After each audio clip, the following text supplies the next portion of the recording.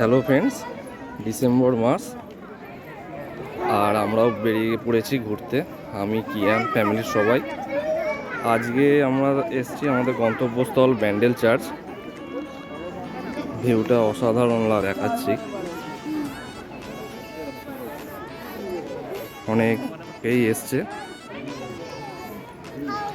খুব সুন্দর সাজিয়েছে।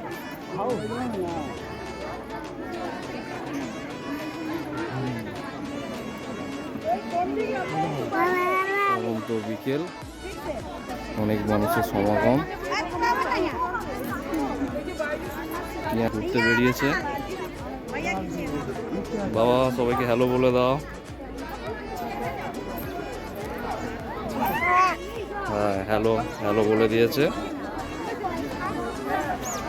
এই যে ব্যান্ডেল চার্চের ভেতরে আমরা এখন ঢুকবো।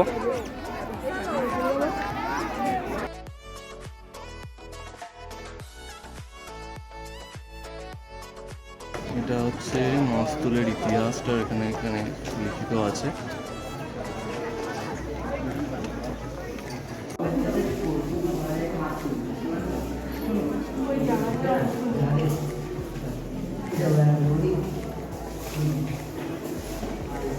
জাহাজের মাস্তুলে সম্পূর্ণ এগুলো রয়েছে এখানে।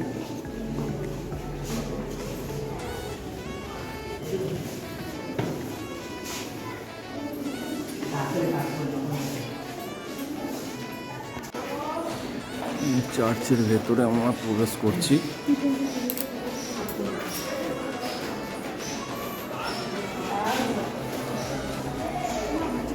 খুব সুন্দর সাজিয়েছে।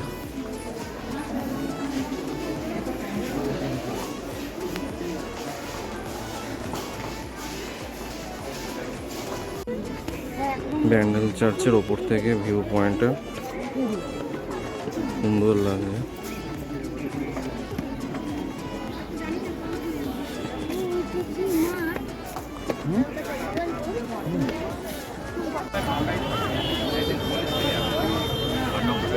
প্রার্থনার স্থান এতে।